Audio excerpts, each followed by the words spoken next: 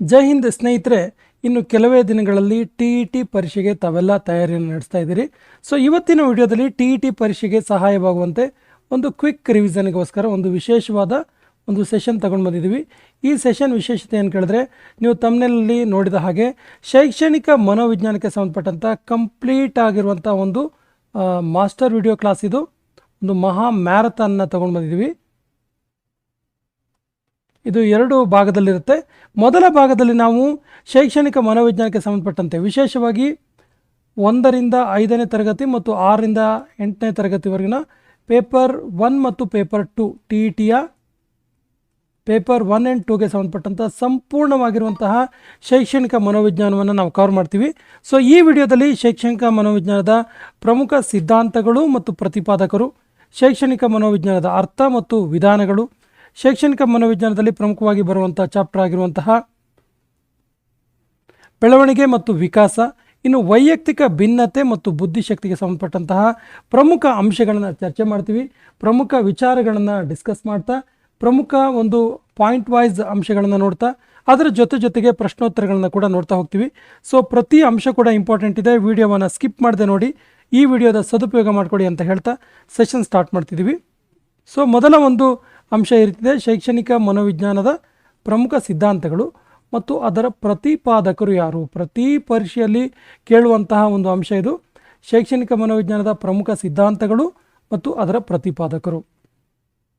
ಹಾಗಾದರೆ ಒಂದೊಂದಾಗಿ ನೋಡ್ತಾ ಹೋದರೆ, ಪ್ರಯತ್ನ ದೋಷ ಕಲಿಕಾ ಸಿದ್ಧಾಂತ, ಇದರ ಪ್ರತಿಪಾದಕರು ಥಾರ್ನ್ಡೈಕ್. ಒಳನೋಟ ಕಲಿಕಾ ಸಿದ್ಧಾಂತ, ಇದರ ಪ್ರತಿಪಾದಕರು ಗೆಜಾಲ್ಟ್ ಪಂಥದವರು, ವರ್ತಮಿಯರ ಕೋಹ್ಲರ್, ಕರ್ಟ್ಕಾಪ್ ಮತ್ತು ಲೆವಿನ್. ಒಟ್ಟಾರೆ ಗೆಜಾಲ್ಟ್ ಪಂಥದವರು ಒಳನೋಟ ಕಲಿಕಾ ಸಿದ್ಧಾಂತವನ್ನು ಪ್ರತಿಪಾದನೆ ಮಾಡಿದರು. ಇನ್ನು ಕ್ರಿಯಾಜನ್ಯ ಅನುಬಂಧನಾ ಸಿದ್ಧಾಂತ, ಸೊ ಇದನ್ನು ಮಂಡಿಸಿದ್ದು JF ಸ್ಕಿನ್ನರ್. ಶಾಸ್ತ್ರೀಯ ಅನುಬಂಧಿತ ಕಲಿಕಾ ಸಿದ್ಧಾಂತ ಪಾವ್ಲೋ.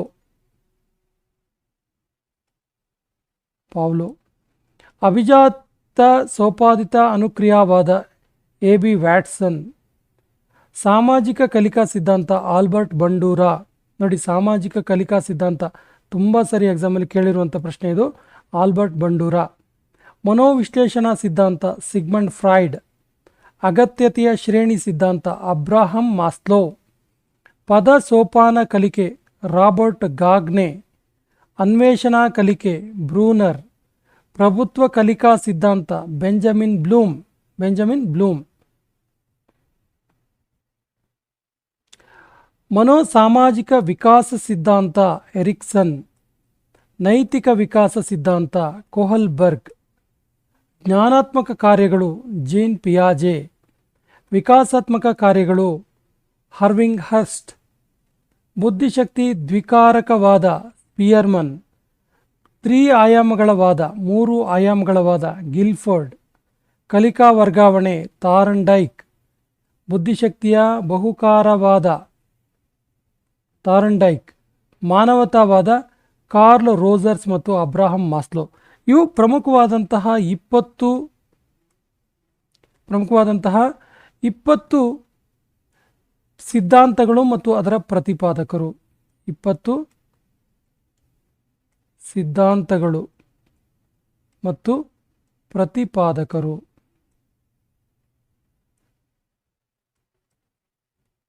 ಇನ್ನು ಶೈಕ್ಷಣಿಕ ಮನೋವಿಜ್ಞಾನದ ಅರ್ಥ ಮತ್ತು ವಿಧಾನಗಳನ್ನು ನೋಡ್ತಾ ಹೋದರೆ, ವಿಶೇಷವಾಗಿ ಮೊದಲಿಗೆ ಮನೋವಿಜ್ಞಾನದ ಶಾಖೆಗಳು ಯಾವುದು ಅಂತೇಳಿ. ಮನೋವಿಜ್ಞಾನದ ಶಾಖೆಗಳು ಯಾವುದು, ಸೈಕಾಲಜಿಯ ವಿಂಗ್ಸ್ಗಳು ಯಾವುದಿದ್ದಾವೆ, ಯಾವ್ಯಾವ ಶಾಖೆಗಳನ್ನು ಒಳಗೊಂಡಿದೆ ಇದು ಅಂತ ನೋಡಿ. ಸಾಮಾನ್ಯ ಮನೋವಿಜ್ಞಾನ ಮೊದಲಿಗೆ, ಇದು ಮಾನವನ ವರ್ತನೆಯ ಮೂಲ ತತ್ವಗಳಿಗೆ ಸಂಬಂಧಿಸಿರುವಂಥದ್ದು. ಇನ್ನು ಶಾರೀರಿಕ ಮನೋವಿಜ್ಞಾನ, ವ್ಯಕ್ತಿಯ ಜೀವನದುದ್ದಕ್ಕೂ ಉಂಟಾಗುವ ಬದಲಾವಣೆಯ ಬಗ್ಗೆ ಅಧ್ಯಯನ ಮಾಡುವಂಥದ್ದು. ಇನ್ನು ಅಪಸಾಮಾನ್ಯ ಮನೋವಿಜ್ಞಾನ ಅಂದರೆ ಅಪಸಾಮಾನ್ಯ ವರ್ತನೆ ತೋರುವವರ ಬಗ್ಗೆ ಅಧ್ಯಯನ ಮಾಡುವಂಥ ಒಂದು ಶಾಖೆಯಾಗಿದೆ. ಇನ್ನು ನೈದಾನಿಕ ಮನೋವಿಜ್ಞಾನ, ಅಪಸಾಮಾನ್ಯರಿಗೆ ಅಪಸಾಮಾನ್ಯ ಮನೋವಿಜ್ಞಾನದ ತತ್ವ ಸಿದ್ಧಾಂತ ಬಳಸಿ ಸೂಕ್ತ ಚಿಕಿತ್ಸೆಯನ್ನು ಕೊಡುವಂಥದ್ದು. ಇನ್ನು ವಿಭೇದಾತ್ಮಕ ಮನೋವಿಜ್ಞಾನ, ವ್ಯಕ್ತಿ ಭಿನ್ನತೆಯ ಬಗ್ಗೆ ಅಧ್ಯಯನ ಮಾಡುವಂಥದ್ದು. ಇನ್ನು ಸೈನಿಕ ಮನೋವಿಜ್ಞಾನ, ಸೈನಿಕನ ಆಯ್ಕೆ ಮಾಡಲು ಮನೋವೈಜ್ಞಾನಿಕ ಪರೀಕ್ಷೆ ಮಾಡುವಂಥದ್ದು. ಸಾಮಾಜಿಕ ಮನೋವಿಜ್ಞಾನ, ವ್ಯಕ್ತಿಯ ವರ್ತನೆಯನ್ನು ಅವನ ಸಾಮಾಜಿಕ ಹಿನ್ನೆಲೆಯಲ್ಲಿ ಅಧ್ಯಯನ ಮಾಡುವಂಥದ್ದು. ಇವು ಬಹಳ ಪ್ರಮುಖವಾಗಿರುವಂತಹ ಮನೋವಿಜ್ಞಾನದ ಶಾಖೆಗಳಾಗಿವೆ. ಸಾಮಾನ್ಯ ಮನೋವಿಜ್ಞಾನ, ಶಾರೀರಿಕ ಮನೋವಿಜ್ಞಾನ, ಅಪಸಾಮಾನ್ಯ ಮನೋವಿಜ್ಞಾನ, ನೈದಾನಿಕ ಮನೋವಿಜ್ಞಾನ, ವಿಭೇದಾತ್ಮಕ ಮನೋವಿಜ್ಞಾನ, ಸೈನಿಕ ಮನೋವಿಜ್ಞಾನ ಮತ್ತು ಸಾಮಾಜಿಕ ಮನೋವಿಜ್ಞಾನ. ಇದರ ಮೇಲೆ ಕೂಡ ಪ್ರಶ್ನೆಗಳು ಬರುವ ಸಾಧ್ಯತೆ ಇದೆ. ಇನ್ನು ಪ್ರಮುಖ ಶೈಕ್ಷಣಿಕ ಮನೋವಿಜ್ಞಾನದ ಪಂಥಗಳು ಯಾವುದು ಅಂತ ನೋಡ್ತಾ ಹೋದರೆ, ರಚನಾತ್ಮಕ ಪಂಥ ವಿಲ್ಹೆಲ್ಮ್ ವೂಂಟ್ ಮತ್ತು ಟಿಶ್ನರ್ ಅವರ ರಚನಾತ್ಮಕ ಪಂಥ. ಕ್ರಿಯಾತ್ಮಕ ಪಂಥ ಇದು ವಿಲಿಯಂ ಜೋನ್ಸ್ ಮತ್ತು ಜಾನ್ ಡ್ಯೂಯಿ ಅವರದ್ದು ಕ್ರಿಯಾತ್ಮಕ ಪಂಥ. ಗೆಸ್ಟಾಲ್ಟ್ ಪಂಥ ಕೊಹ್ಲರ್ ಮತ್ತು ವರ್ತಮಿಯರ್ ಕಾರ್ಟ್ಕಾಫ್ ಮತ್ತು ಲೆವಿನ್ ಅವರದು. ಮಾನವತಾವಾದಿ ಪಂಥ ಅಬ್ರಹಂ ಮಾಸ್ಲೋ ಮತ್ತು ಕಾರ್ಲ್ ರೋಜರ್ಸ್ ಅವರದು. ಮನೋವಿಶ್ಲೇಷಣಾ ಪಂಥ ಸಿಗ್ಮಂಡ್ ಫ್ರಾಯ್ಡ್. ವರ್ತನವಾದಿಗಳು ವ್ಯಾಟ್ಸನ್, ಪಾವ್ಲೋ, ಸ್ಕಿನ್ನರ್, ಥಾರ್ನ್ಡೈಕ್, ವಿಟರಿ ಮತ್ತು ಮ್ಯಾಕ್ ಡ್ಯೂಗಲ್. ಇವರೆಲ್ಲರೂ ಕೂಡ ಎಲ್ಲಿ ಬರುವಂಥವ್ರು ಕೇಳಿದ್ರೆ ವರ್ತನವಾದಿಗಳಾಗಿದ್ದಾರೆ. ಸೊ ಮನೋವಿಜ್ಞಾನದ ಶೈಕ್ಷಣಿಕ ಮನೋವಿಜ್ಞಾನದ ಪಂಥಗಳು ರಚನಾತ್ಮಕ ಪಂಥ, ಕ್ರಿಯಾತ್ಮಕ ಪಂಥ, ಗೆಸ್ಟಾಲ್ಟ್ ಪಂಥ, ಮಾನವತಾವಾದಿ ಪಂಥ, ಮನೋವಿಶ್ಲೇಷಣಾ ಪಂಥ ಮತ್ತು ವರ್ತನವಾದಿಗಳು. ಇವು ಬಹಳ ಪ್ರಮುಖವಾದ ಪಂಥಗಳಾಗಿವೆ. ಸೊ ಶೈಕ್ಷಣಿಕ ಮನೋವಿಜ್ಞಾನದ ಪಂಥಗಳು ಮತ್ತು ಅವುಗಳನ್ನು ರೂವಾರಿಗಳು, ಪಂಥದ ನಾಯಕರು ಅಥವಾ ಪಂಥವನ್ನು ಹೇಳಿದವರು ಯಾರು ಅನ್ನೋದು ತುಂಬ ಇಂಪಾರ್ಟೆಂಟ್ ಆಗುತ್ತೆ.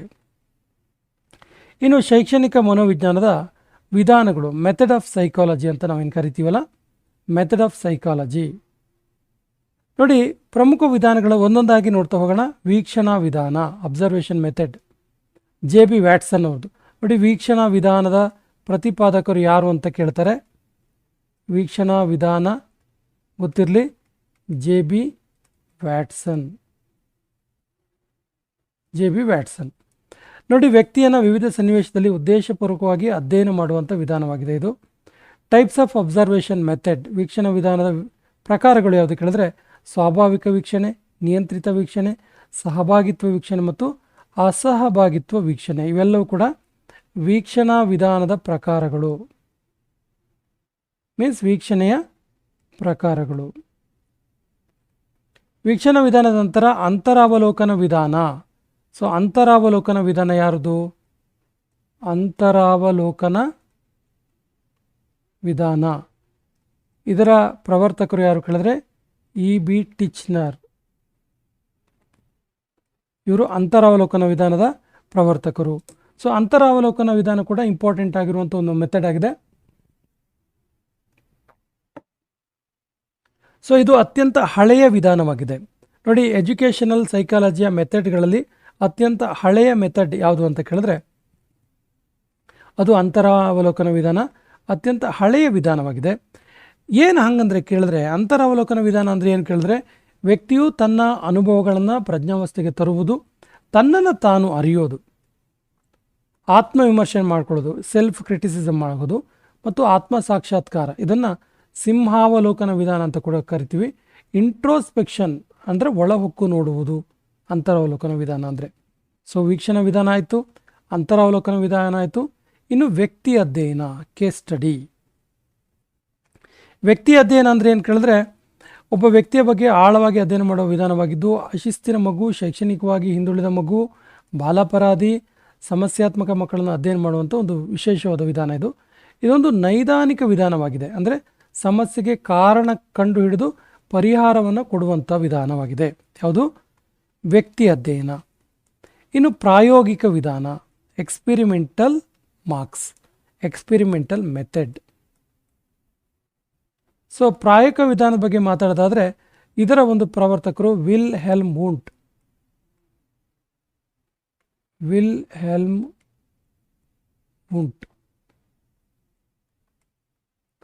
ಸ್ವತಂತ್ರ ಪ್ರಾಯೋಗಿಕ ವಿಧಾನ ಅಂದರೆ ಏನು ಕೇಳಿದ್ರೆ, ಸ್ವತಂತ್ರ ಚರಾಂಶದ ಪ್ರಭಾವವನ್ನು, ಸತ್ಯಾಸತ್ಯತೆಯನ್ನು ಪರಿಶೀಲಿಸುವಂತಹ ವೈಜ್ಞಾನಿಕ ವಿಧಾನವೇ ಈ ಒಂದು ಎಕ್ಸ್ಪೆರಿಮೆಂಟಲ್ ಮೆಥಡ್ ಆಗಿದೆ.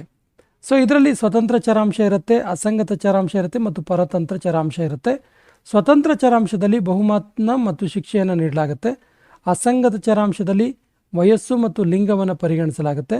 ಪರತಂತ್ರ ಚರಾಂಶದಲ್ಲಿ ಶಿಸ್ತನ್ನು ಗಣನೆಗೆ ತೆಗೆದುಕೊಳ್ಳಲಾಗುತ್ತೆ. ಇನ್ನು ಬುದ್ಧಿಶಕ್ತಿ ಬಗ್ಗೆ ಹೇಳೋದಾದರೆ ಮನೋವಿಜ್ಞಾನದ ಪ್ರಥಮ ಪ್ರಯೋಗಾಲಯವನ್ನು 1879ರಲ್ಲಿ ಜರ್ಮನಿ ದೇಶದ ಲಿಪ್ಸಿಗ್ನಲ್ಲಿ ವಿಲ್ ಹೆಲ್ಮುಂಟ್ ಸ್ಥಾಪನೆ ಮಾಡಿದ್ರು. ಸೊ 1879ರಲ್ಲಿ ಮೊದಲ ಮನೋವಿಜ್ಞಾನದ ಪ್ರಯೋಗಾಲಯ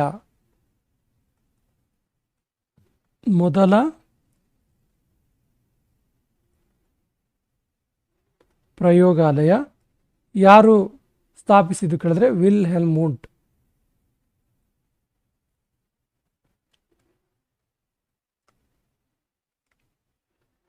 ಇನ್ನು ಮನೋವಿಶ್ಲೇಷಣಾ ವಿಧಾನ, ಇದು ಸಿಗ್ಮಂಡ್ ಫ್ರಾಯ್ಡ್ ಅವರ ಇದರ ಪ್ರವರ್ತಕರು ಇದನ್ನು ಹೇಳಿದವರು. ಸೊ ವ್ಯಕ್ತಿಯನ್ನು ಅರೆ ಪ್ರಜ್ಞೆಗೆ ಕೊಂಡೊಯ್ದು ಅಧ್ಯಯನ ಮಾಡುವಂಥ ವಿಧಾನವೇ ಮನೋವಿಶ್ಲೇಷಣಾ ವಿಧಾನ. ಅಂದರೆ ವ್ಯಕ್ತಿ ಪ್ರಜ್ಞಾವಸ್ಥೆಯಲ್ಲಿದ್ದರೆ ಆತ ನೈಜ ಹೇಳಿಕೆಗಳನ್ನು ಕೊಡೋದಿಲ್ಲ, ನೈಜವಾಗಿರೋದಿಲ್ಲ ಅನ್ನುವ ಕಾರಣಕ್ಕೆ ಅವನನ್ನು ಅರೆ ಪ್ರಜ್ಞೆಗೆ ತೆಗೆದುಕೊಂಡು ಹೋಗೋದು ಮತ್ತು ಅಲ್ಲಿ ಆತನ್ನು ಅಧ್ಯಯನ ಮಾಡುವಂಥ ವಿಧಾನ ಇದು ಮನೋವಿಶ್ಲೇಷಣಾ ವಿಧಾನ. ಸೊ ವಿಶೇಷವಾಗಿ ಇದನ್ನು ಮಂಪರು ಪರೀಕ್ಷೆ ಮೂಲಕ ಮಾಡುವಂಥ ವಿಧಾನವಾಗಿದೆ. ಕನಸು ವಿಶ್ಲೇಷಣೆಯನ್ನು ಕೂಡ ಈ ಒಂದು ವಿಧಾನದಲ್ಲಿ ಮಾಡಲಾಗುತ್ತೆ. ಸೊ ಇದರಲ್ಲಿ 3 ರೀತಿಯ ಅವಸ್ಥೆಯನ್ನು ನಾವು ನೋಡ್ತೀವಿ. ಮಗುವಿನ ಜಾಗೃತಾವಸ್ಥೆ, ಅರೆ ಪ್ರಜ್ಞಾವಸ್ಥೆ ಮತ್ತು ಅಪ್ರಜ್ಞಾವಸ್ಥೆ. ಅಂದರೆ ಜಾಗೃತಾವಸ್ಥೆಯಲ್ಲಿ ಸುತ್ತಮುತ್ತಲಿನ ಎಲ್ಲ ಪ್ರಚೋದನೆಗಳಿಗೆ ಸ್ಪಂದಿಸ್ತಾ ಇರುತ್ತೆ ಮಗು. ಅರೆ ಪ್ರಜ್ಞಾವಸ್ಥೆಯಲ್ಲಿ ಒಂದೇ ಪ್ರಚೋದನೆಗೆ ಸ್ಪಂದಿಸುವ ಮಾನಸಿಕ ಸ್ಥಿತಿ ಇರುತ್ತೆ. ಅಪ್ರಜ್ಞಾವಸ್ಥೆಯಲ್ಲಿ ಅನ್ಕಾನ್ಷಿಯಸ್ ಆಗುತ್ತೆ, ಅಂದರೆ ಯಾವುದಕ್ಕೂ ಕೂಡ ಸ್ಪಂದಿಸೋದಿಲ್ಲ.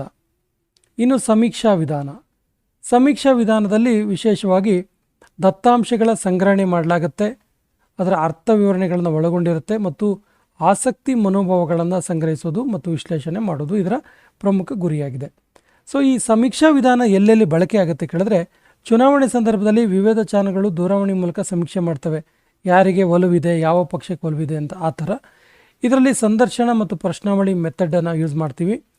ಪ್ರಥಮ ಮನೋವಿಜ್ಞಾನ ಪ್ರಯೋಗಶಾಲೆಯನ್ನು ಲಿಪ್ಚಿಗ್ನಲ್ಲಿ ಪ್ರಾರಂಭಿಸಿದ್ದು ವಿಲ್ ಹೆಲ್ಮುಂಟ್. ಆಗಲೇ ನಾವು ಹೇಳಿದಾಗೆ ಪ್ರಮುಖ ಅಂಶಗಳನ್ನು ನೋಡ್ತಾ ಹೋಗೋಣ. ಪ್ರಮುಖ ಅಂಶಗಳು: ಪ್ರಥಮ ಮನೋವಿಜ್ಞಾನದ ಪ್ರಯೋಗಾಲಯ ಶುರು ಮಾಡಿದ್ಯಾರು? ವಿಲ್ ಹೆಲ್ಮುಂಟ್. ಎಲ್ಲಿ? ಲಿಪ್ಜಿಗ್ನಲ್ಲಿ. ಮನೋವಿಜ್ಞಾನವನ್ನು ಮನಸ್ಸಿನ ಅಧ್ಯಯನ ಅಂತ ಕರೆದಿದ್ಯಾರು? ಸರಿಯಾದ ಉತ್ತರ ಇ ಬಿ ಟಿಚ್ನರ್. ಅವಲೋಕನ ಪದ್ಧತಿಯನ್ನು ಹುಟ್ಟು ಹಾಕಿದವರು ಯಾರು? ಸರಿಯಾದ ಉತ್ತರ ಜೆ ಬಿ ವ್ಯಾಟ್ಸನ್. ಬೋಧನೆ ಮತ್ತು ಕಲಿಕಾ ಪ್ರಕ್ರಿಯೆಗೆ ಸಂಬಂಧಿಸಿದಂತೆ ಮನೋವಿಜ್ಞಾನದ ಶಾಖೆಯೇ ಮನೋವಿಜ್ಞಾನ ಅಂತ ಹೇಳಿದವರು ಯಾರು? ಸರಿ ಉತ್ತರ ಸ್ಕಿನ್ನರ್. ಅಂತರ ಅವಲೋಕನ ಪದ್ಧತಿ ಹುಟ್ಟು ಹಾಕಿದವರು ಯಾರು? ನೋಡಿ, ಅವಲೋಕನ ಜೆ ಬಿ ವ್ಯಾಟ್ಸನ್, ಅಂತರಾವಲೋಕನ ಇ ಬಿ ಟಿಚ್ನರ್. ಕನ್ಫ್ಯೂಸ್ ಮಾಡ್ಕೋಬಾರ್ದು. ಇ ಬಿ ಟಿಚ್ನರ್ ಅಂತರಾವಲೋಕನ ಮತ್ತು ವ್ಯಾಟ್ಸನ್ ಅವಲೋಕನ ವಿಧಾನ. ಅಂತರಾವಲೋಕನ ಪದ್ಧತಿ ಅಂದರೆ ಏನು? ತನ್ನನ್ನು ತಾನು ಒಳಹೊಕ್ಕು ನೋಡುವುದು. ಇದು ಒಂದು ಅತ್ಯಂತ ಪ್ರಾಚೀನ ವಿಧಾನ. ಇದು ಆಗಲೇ ಹೇಳಿದ್ವಿ, ಅತ್ಯಂತ ಪ್ರಾಚೀನ ವಿಧಾನ ಅಂತರಾವಲೋಕನ ವಿಧಾನ. ನೋಡಿ, ಇಲ್ಲಿ ಅಂತರ ವೀಕ್ಷಣೆ, ವಿಶ್ಲೇಷಣೆ ಮತ್ತು ವರದಿ ಮಾಡುವಿಕೆಯಲ್ಲಿ ಅಂತರಾವಲೋಕನ ವಿಧಾನದ ಹಂತಗಳಾಗಿದ್ದಾವೆ. ವೀಕ್ಷಣೆ ಪದ್ಧತಿಯನ್ನು ಹುಟ್ಟುಹಾಕಿದ್ದು ಜೆ ಬಿ ವ್ಯಾಟ್ಸನ್. ಆಗಲೇ ಹೇಳಿದ್ವಿ.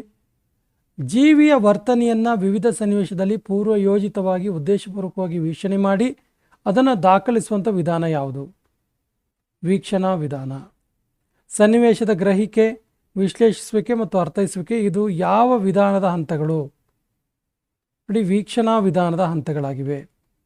ಆಟದ ಮೈದಾನದಲ್ಲಿ ಮಕ್ಕಳನ್ನು ವೀಕ್ಷಿಸೋದು ಯಾವ ರೀತಿಯ ಒಂದು ವೀಕ್ಷಣೆ? ಇದು ನ್ಯಾಚುರಲ್ ಅಬ್ಸರ್ವೇಷನ್, ಸ್ವಾಭಾವಿಕ ವೀಕ್ಷಣೆ. ಒಮ್ಮುಖ ಗಾಜಿನ ಪರದೆಯ ಪ್ರಯೋಗ ರೂಪಿಸಿದವರು ಯಾರು? ಸರಿಯಾದ ಉತ್ತರ ಅರ್ನಾಲ್ಡ್ ಗೆಸ್ಟಾಲ್ಟ್. ಮನೋವಿಜ್ಞಾನವು ವಿಜ್ಞಾನದ ಸ್ಥಾನಮಾನ ಪಡೆದಿರೋದು ಯಾವುದರಿಂದ, ಯಾವ ವಿಧಾನದಿಂದ? ಸರಿಯಾದ ಉತ್ತರ ಪ್ರಾಯೋಗಿಕ ವಿಧಾನದಿಂದ, ಎಕ್ಸ್ಪೆರಿಮೆಂಟಲ್ ಮೆಥಡಿಂದ. ಯಾವುದರ ಪ್ರಭಾವವು ನಾವು ಅಧ್ಯಯನ ಮಾಡಬೇಕಾಗಿದೆಯೋ ಅದಕ್ಕೆ ಏನಂತ, ಯಾವ ರೀತಿಯ ಚರಾಂಶ ಅದು? ಯಾವುದನ್ನು ನಾವು ಅಧ್ಯಯನ ಮಾಡ್ತೀವಲ್ಲ ಅದು ಸ್ವತಂತ್ರ ಚರಾಂಶ. ಅದು ಯಾವುದರಿಂದ ಪ್ರಭಾವಿಸಲ್ಪಡುತ್ತೆ, ಇನ್ಫ್ಲೂಯೆನ್ಸ್ ಆಗುತ್ತೆ ಅನ್ನೋದಿದೆಯಲ್ಲ, ಅದು ಪರತಂತ್ರ ಚರಾಂಶ. ಮಗುವಿನೊಂದಿಗೆ ನಿಕಟ ಸಂಬಂಧ ಹೊಂದಿರುವ ವಿವಿಧ ಮೂಲಗಳಿಂದ ಮಾಹಿತಿ ಸಂಗ್ರಹಿಸಿ ಅಧ್ಯಯನ ಮಾಡಿ ಸಾಮಾನ್ಯೀಕರಿಸುವ ವಿಧಾನ ಯಾವುದು? ವ್ಯಕ್ತಿ ಅಧ್ಯಯನ, ಕೇಸ್ ಸ್ಟಡಿ. ವ್ಯಕ್ತಿ ಅಧ್ಯಯನ ಮೊಟ್ಟ ಮೊದಲಿಗೆ ಪರಿಚಯಿಸಿದ್ಯಾರು? ಸರಿ ಉತ್ತರ ಡಿ ಎಫ್ ಡಿ ಬುಕ್ಸ್. ಪರೀಕ್ಷಾ ವಿಧಾನ ಎಕ್ಸಾಮಿನೇಷನ್ ಮೆಥಡ್ ಪ್ರತಿಪಾದಿಸಿದ್ಯಾರು? ಸರಿಯಾದ ಉತ್ತರ ಟರ್ಮನ್. ವಿಶಾಲ ವ್ಯಾಪ್ತಿ ಹೊಂದಿದ ವೈಜ್ಞಾನಿಕವಾಗಿ ರೂಪಿಸಿದ ಪರೀಕ್ಷೆ ಪ್ರಮಾಣಬದ್ಧಗೊಳಿಸಿದ ಪರೀಕ್ಷೆಯಾಗಿದೆ. ಯಾವ ರೀತಿಯ ಪರೀಕ್ಷೆ ಅದು? ಪ್ರಮಾಣಬದ್ಧಗೊಳಿಸಿದಂಥ ಪರೀಕ್ಷೆಯಾಗಿದೆ. ಪ್ರಶ್ನಾವಳಿಗಳನ್ನು ಮೊದಲು ಬಳಸಿದ್ಯಾರು? ಸರಿ ಉತ್ತರ ಸ್ಟ್ಯಾನ್ಲಿ ಹಾಲ್. ಯಾರು ಬೇಕಾದರೂ ಮೌಲ್ಯಮಾಪನ ಮಾಡಿದ್ರು ಅಂಕ ವ್ಯತ್ಯಾಸ ಇಲ್ಲದೆ ಇರೋದಕ್ಕೆ ಯಾವ ರೀತಿಯ ಮೌಲ್ಯಮಾಪನ ಅಂತೀವಿ? ವಸ್ತುನಿಷ್ಠತೆ, ಅಬ್ಜೆಕ್ಟಿವ್. ಒಂದು ಪ್ರಶ್ನೆಯನ್ನು ಬೇರೆ ಬೇರೆ ವಿದ್ಯಾರ್ಥಿಗಳು ಕೊಟ್ಟಾಗ ಒಂದೇ ರೀತಿಯ ಪ್ರತಿಕ್ರಿಯೆ ತೋರೋದಕ್ಕೆ ಏನಂತೀವಿ? ವಿಶ್ವಾಸನೀಯತೆ ಅಂತ ಕರಿತೀವಿ. ವ್ಯಕ್ತಿಯಲ್ಲಿ ಸ್ವಾಭಾವಿಕ ವರ್ತನೆಗಳನ್ನು ಕಾಣಲು ಸುಪ್ತ ಪ್ರಜ್ಞಾವಸ್ಥೆಗಳ ಅಧ್ಯಯನ ಮಾಡುವ ವಿಧಾನ ಯಾವುದು? ಸರಿಯಾದ ಉತ್ತರ ಮನೋವಿಶ್ಲೇಷಣಾ ವಿಧಾನ. ನೋಡಿ, ವ್ಯಕ್ತಿಯಲ್ಲಿ ಸ್ವಾಭಾವಿಕ ವರ್ತನೆಗಳನ್ನು ಕಾಣಲು ಸುಪ್ತ ಪ್ರಜ್ಞಾವಸ್ಥೆಗಳ ಅಧ್ಯಯನ ಮಾಡುವ ವಿಧಾನ ಇದು ಮನೋವಿಶ್ಲೇಷಣಾತ್ಮಕ ವಿಧಾನ. ಊಹಾತ್ಮಕ ಅನುಗಮನ ಪದ್ಧತಿಯನ್ನು ಹುಟ್ಟು ಹಾಕಿದವರು ಯಾರು? ಸರಿ ಉತ್ತರ ಕಾರ್ಲ್ ಹಾಲ್. ಮನೋವಿಶ್ಲೇಷಣಾ ಪಂಥದ ಜನಕ ಯಾರು? Sigmund Freud. ಆಗಲೇ ಹೇಳಿದ್ವಿ. ವ್ಯಕ್ತಿಯ ಜನದಿಂದ ಸಾಯುವವರೆಗೂ ಆಗುವ ಪರಿಮಾಣಾತ್ಮಕ ಮತ್ತು ಗುಣಾತ್ಮಕ ಬದಲಾವಣೆಯನ್ನು, ಅದಕ್ಕೆ ಕಾರಣವನ್ನು ಅಧ್ಯಯನ ಮಾಡಿ ಪರಿಹಾರ ಸೂಚಿಸುವ ವಿಧಾನ ಯಾವುದು? ಸರಿ ಉತ್ತರ ವಿಕಾಸ ವಿಧಾನ. ವ್ಯಕ್ತಿಗಳ ನಡುವೆ ಇರುವಂತಹ ವ್ಯತ್ಯಾಸವನ್ನು ಕಂಡುಹಿಡಿದು ಅದಕ್ಕೆ ಪರಿಹಾರ ಸೂಚಿಸುವ ವಿಧಾನ ಯಾವುದು?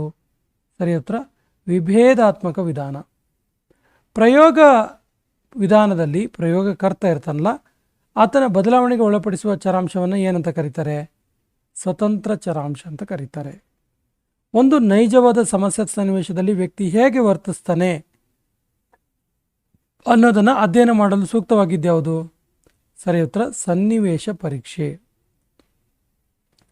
ಮನೋವಿಜ್ಞಾನವನ್ನು ವರ್ತನೆಯ ವಿಜ್ಞಾನ ಎಂದು ಪರಿಭಾಷಿಸುವುದು ಸೂಕ್ತ ಅಂತ ಹೇಳಲಾಗುತ್ತೆ. ಮನೋವಿಜ್ಞಾನದ ಮೂಲ ಪಂಥ ಯಾವುದು? ಸರಿಯಾದ ಉತ್ತರ ರಚನಾ ಪಂಥ. ಶೈಕ್ಷಣಿಕ ಮನೋವಿಜ್ಞಾನ ಇದೆಯಲ್ಲ, ಇದು ಅನ್ವಯಿಕ ಮನೋವಿಜ್ಞಾನದ ಶಾಖೆ, ಅಪ್ಲೈಡ್ ಸೈಕಾಲಜಿಯ ಒಂದು ವಿಂಗ್ ಆಗಿದೆ. ಶೈಕ್ಷಣಿಕ ಕ್ಷೇತ್ರಕ್ಕೆ ಮನೋವಿಜ್ಞಾನದ ಪ್ರಮುಖ ಕೊಡುಗೆ ಏನು ಕೇಳಿದ್ರೆ ಬೋಧನಾ ಕಲಿಕೆ, ಇದಕ್ಕೆ ವೈಜ್ಞಾನಿಕ ತಳಹದಿಯನ್ನು ಒದಗಿಸೋದು. ವ್ಯಕ್ತಿಯಲ್ಲಿ ಉಂಟಾಗುವ ಸಂವೇದನೆ, ಅನುಭವ, ಅಭಿಪ್ರೇರಣೆ, ಸ್ಮೃತಿ, ಕಲಿಕೆ ಮುಂತಾದವುಗಳನ್ನು ಕುರಿತು ಅಧ್ಯಯನ ಮಾಡುವ ಮನೋವಿಜ್ಞಾನದ ಶಾಖೆ ಯಾವುದು?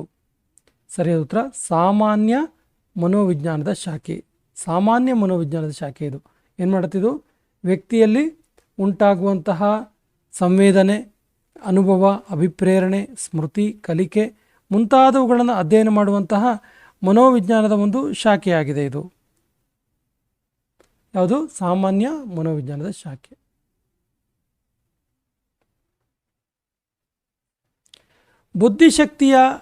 ಶಕ್ತಿಯನ್ನು ಮೂಲತಃ ಈ ಶಾಖೆಯಲ್ಲಿ ಅಧ್ಯಯನ ಮಾಡಲಾಗುತ್ತೆ. ಸರಿ ಉತ್ತರ ಸಾಮಾನ್ಯ ಮನೋವಿಜ್ಞಾನದಲ್ಲಿ. ವ್ಯಕ್ತಿಯ ವರ್ತನೆಯನ್ನು ತಿಳಿಯಲು ಇದು ಅತ್ಯಂತ ಸರಳ ಮತ್ತು ವೆಚ್ಚದಾಯಕ ಅಲ್ಲದ ವಿಧಾನ. ವೀಕ್ಷಣಾ ವಿಧಾನ ಖರ್ಚೇ ಆಗೋದಿಲ್ಲ. ಕೆಲವೊಂದು ವಿಚಾರಗಳಿದ್ದಾವೆ, ಆಲ್ರೆಡಿ ಹೊಂದಿಸಿ ಬರೆದಿದ್ದಾರೆ ನೋಡಿ, ಯಾವುದು ಅಂತ ನೋಡ್ತಾ ಹೋಗೋಣ. ಯಾವ್ಯಾವ ವಿಧಾನ ಏನೇನು ಹೇಳುತ್ತೆ ಅಂತೇಳಿ. ಸೊ ಅಂತರವಲೋಕನ ವಿಧಾನ ಏನು ಹೇಳುತ್ತಿದ್ದು? ವ್ಯಕ್ತಿಯ ಒಳಹೊಕ್ಕು ಅಧ್ಯಯನ ಮಾಡೋದು ಅಂತ ಹೇಳಿದ್ವಲ್ಲ. ಸೊ ಇದು ಒಬ್ಬ ವ್ಯಕ್ತಿಯ ಮಾನಸಿಕ ಪ್ರಕ್ರಿಯೆಗಳನ್ನು ವೀಕ್ಷಿಸುವ ಕೆಲಸ ಮಾಡುತ್ತೆ. ಪ್ರಾಯೋಗಿಕ ವಿಧಾನ ಇದು ನಿಯಂತ್ರಿತ ಸನ್ನಿವೇಶದಲ್ಲಿ ವರ್ತನೆಗಳ ಅಧ್ಯಯನವನ್ನು ಮಾಡುತ್ತೆ. ವ್ಯಕ್ತಿ ಅಧ್ಯಯನ ಕೇಸ್ ಸ್ಟಡಿ ಇದು ಸಮಸ್ಯೆಗಳ ನೈದಾನಿಕತೆ ಮತ್ತು ಪರಿಹಾರಗಳಿಗೆ ಸಲಹೆಯನ್ನು ನೀಡುತ್ತೆ. ಇನ್ನು ಸಮೀಕ್ಷಾ ವಿಧಾನ ಇದು ವಿವಿಧ ಮೂಲಗಳಿಂದ ದತ್ತಾಂಶ ಸಂಗ್ರಹಣೆ ಮಾಡೋದು. ನೋಡಿ, ಕನ್ಫ್ಯೂಸ್ ಮಾಡ್ಕೋಬಾರ್ದು. ಅಂತರವಲೋಕನ ಅಂದರೆ ವ್ಯಕ್ತಿಯ ಮಾನಸಿಕ ಪ್ರಕ್ರಿಯೆಗಳ ಒಂದು ವೀಕ್ಷಣೆ. ಪ್ರಯೋಗ ವಿಧಾನದಲ್ಲಿ ನಿಯಂತ್ರಿತ ಸನ್ನಿವೇಶದಲ್ಲಿ ವರ್ತನೆಗಳ ಅಧ್ಯಯನ. ವ್ಯಕ್ತಿ ಅಧ್ಯಯನ ಕೇಸ್ ಸ್ಟಡಿ ಅಂದರೆ ಸಮಸ್ಯೆಗಳನ್ನು ಗುರುತಿಸೋದು ಮತ್ತು ಪರಿಹಾರ. ಸಮೀಕ್ಷಾ ವಿಧಾನ ಅಂದರೆ ವಿವಿಧ ಮೂಲಗಳಿಂದ ದತ್ತಾಂಶಗಳು, ಇಂಪಾರ್ಟೆಂಟ್ಲಿ ಡಾಟಾ ಕಲೆಕ್ಟ್ ಮಾಡೋದು. ವಿದ್ಯಾರ್ಥಿಗಳಲ್ಲಿ ಚಿಂತನಾಶೀಲ ಯೋಜನೆಯನ್ನು ಪ್ರಚೋದಿಸುವ ವಿಧಾನ ಯಾವುದು? ಸರಿಯಾದ ಉತ್ತರ ಸಮಸ್ಯಾ ಪರಿಹಾರ ವಿಧಾನ. ಯೋಜನಾ ವಿಧಾನವು ಇದನ್ನು ಬೆಳೆಸುತ್ತೆ. ಸರಿಯಾದ ಉತ್ತರ ಕಾಯಕ ಗೌರವ ಮತ್ತು ಸಾಮಾಜಿಕ ಶಿಸ್ತು, ಸಹಕಾರ ಮನೋಭಾವನೆಯನ್ನು ಪ್ರಚೋದಿಸುತ್ತೆ. ಒಂದು ಕೋರ್ಸಿಗೆ ಹೊಸ ಪಠ್ಯಕ್ರಮ ಪರಿಚಯಿಸಲಾಗಿದೆ. ಒಂದು ನಿರ್ದಿಷ್ಟ ಗುಂಪಿನಿಂದ ಅಭಿಪ್ರಾಯ ಸಂಗ್ರಹಣೆ ಮಾಡಬೇಕಾದ್ರೆ ಬಳಸಬೇಕಾದ ವಿಧಾನ ಯಾವುದು? ಸಮೀಕ್ಷಾ ವಿಧಾನ. ನಾವು ಆಗಲೇ ಹೇಳಿದ್ವಿ, ಡಾಟಾ ಕಲೆಕ್ಷನ್ ಮಾಡುವಂಥದ್ದು ಸಮೀಕ್ಷಾ ವಿಧಾನ. ಎಲೆಕ್ಷನ್ಗಳ ಸಂದರ್ಭದಲ್ಲಿ, ಜನಾಭಿಪ್ರಾಯ ಸಂದರ್ಭದಲ್ಲೆಲ್ಲ ಕೂಡ ಈ ಸಮೀಕ್ಷಾ ವಿಧಾನ ಯೂಸ್ ಆಗುತ್ತೆ. ಮಕ್ಕಳು ಚಲನಚಿತ್ರಗಳಲ್ಲಿ ಪ್ರದರ್ಶಿತವಾಗುವ ಹಿಂಸಾತ್ಮಕ ವರ್ತನೆ ನೋಡಿ ಕಲಿಯಬಹುದು ಎಂದು ಯಾವ ಮನೋವಿಜ್ಞಾನಿ ತೀರ್ಮಾನ ಮಾಡಿದ್ರು? ಸರಿ ಉತ್ತರ ಆಲ್ಬರ್ಟ್ ಬಂಡೂರಾ. ಮಕ್ಕಳು ಫ್ಯಾಷನ್ ಶೋಗಳನ್ನು ನೋಡಿ ರೂಪದರ್ಶಿಗಳನ್ನು ಅನುಕರಣೆ ಮಾಡಲು ಪ್ರಯತ್ನಿಸ್ತಾರೆ. ಇದು ಯಾವ ರೀತಿಯ ಅನುಕರಣೆಯಾಗಿದೆ? ಸರಿಯಾದ ಉತ್ತರ ಇದು ಸಾಮಾಜಿಕ ಅನುಕರಣೆ, ಸಮಾಜದಲ್ಲಿನ ವಿಚಾರಗಳ ಅನುಕರಣೆ. ಶೈಕ್ಷಣಿಕ ಮನೋವಿಜ್ಞಾನದ ಮೂಲ ಉದ್ದೇಶ ಏನು? ಸರಿಯಾದ ಉತ್ತರ ಶೈಕ್ಷಣಿಕ ಗುರಿಗಳನ್ನು ಸಾಧಿಸಲು ಸೂಕ್ತವಾದ ಪ್ರಕ್ರಿಯೆಗಳನ್ನು ಯೋಜಿಸುವುದು. ಇತ್ತೀಚೆಗೆ ಮನೋವಿಜ್ಞಾನಿಗಳು ನಾಯಕನನ್ನು ಈ ರೀತಿ ಪರಿಗಣಿಸ್ತಾರೆ. ಸರಿಯಾದ ಉತ್ತರ ನಾಯಕನು ಗುಂಪಿನ ಅವಶ್ಯಕತೆಗೆ ಹೋರಾಡುತ್ತಿರುತ್ತಾನೆ. ಪರಿಪೂರ್ಣವಾದ ಕಲಿಕೆಯ ವ್ಯಾಖ್ಯಾನ ಏನು? ಕಲಿಕೆ ಯಾವಾಗಲೂ ವರ್ತನೆಯ ಬದಲಾವಣೆಯನ್ನು ಒಳಗೊಂಡಿರುತ್ತೆ. Very good, very important. ವರ್ತನೆಯ ಬದಲಾವಣೆಯೇ ಕಲಿಕೆಯ ನಿಜವಾದ ವ್ಯಾಖ್ಯಾನ. ಯಾವ ಪಂಥವು ಮನುಷ್ಯನಲ್ಲಿ ನರವ್ಯೂಹದ ಪ್ರಮುಖ ಪಾತ್ರ ವಹಿಸುತ್ತೆ ಅಂತ ಪ್ರತಿಪಾದಿಸಿದೆ? ಸರಿಯಾದ ಉತ್ತರ ಸಂರಚನಾವಾದ. ಯಾರನ್ನ ಮನೋವಿಜ್ಞಾನದ ಪಿತಾಮಹ ಅಂತ ಕರೀತಾರೆ? Will Helm won't.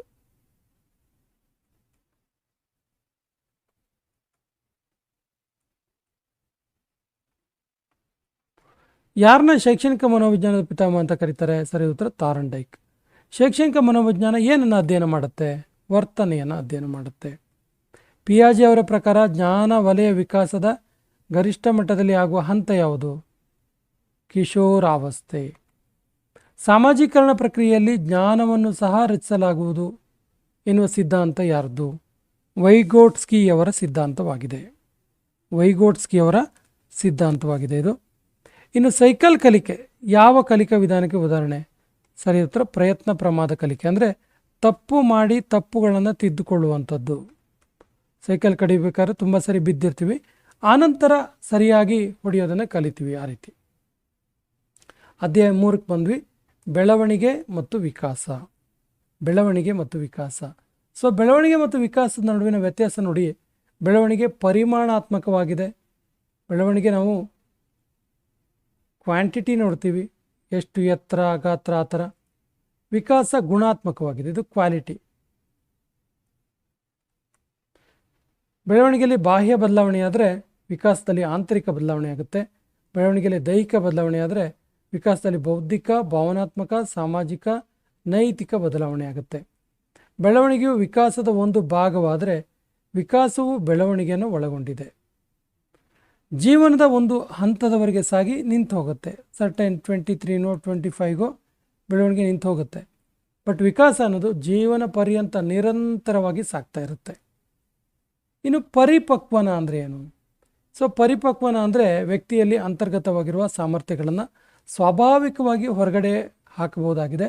ಮಾನವ ಜನಾಂಗದಲ್ಲಿ ಸಾಮಾನ್ಯವಾಗಿ ಕಂಡುಬರುವ ಪ್ರಕ್ರಿಯೆಗಳಾದಂತಹ ತೆವಳುವುದು, ಕುಳಿತುಕೊಳ್ಳೋದು, ನಡೆಯೋದು ಮುಂತಾದವುಗಳ ವಿಕಾಸ ಪರಿಪಕ್ವನ ಪರಿಣಾಮವಾಗಿ ಕಂಡುಬರುತ್ತೆ.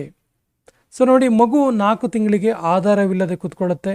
10ನೇ ತಿಂಗಳಲ್ಲಿ ಆಧಾರದೊಂದಿಗೆ ನಿಂತ್ಕೊಳ್ಳುತ್ತೆ. 12ನೇ ತಿಂಗಳಲ್ಲಿ ಮೊದಲ ಪದ ಉಚ್ಚರಿಸಬಲ್ಲ. ಇವೆಲ್ಲವೂ ಪರಿಪಕ್ವನಗಳಾಗಿವೆ. ಅದರ ಜೊತೆಗೆ ಇಂತಹ ಕ್ರಿಯೆಗಳನ್ನು ಕಲಿಯಲು ಯಾವುದೇ ವಿಶೇಷ ತರಬೇತಿ ಅವಶ್ಯಕತೆ ಇಲ್ಲ. ಆದರೆ ಪರಿಸರವನ್ನು ನಿಯಂತ್ರಿಸಿ ಮಗುವಿರೋ ಅವಕಾಶವನ್ನು ಕಡಿಮೆ ಮಾಡಿದ್ರೆ ಅವನ ವಿಕಾಸ ನಿಧಾನ ಆಗ್ಬೋದು. ಸೊ ಪರಿಪಕ್ವತೆಯು ವ್ಯಕ್ತಿಯನ್ನು ಕಲಿಕೆಗೆ ಸಿದ್ಧಗೊಳಿಸುತ್ತೆ. ತರಬೇತಿ ಇಲ್ಲದೆ ವಿಕಾಸ ಸಮರ್ಪಕವಾಗಿ ನಡೆಯಲಾರದು.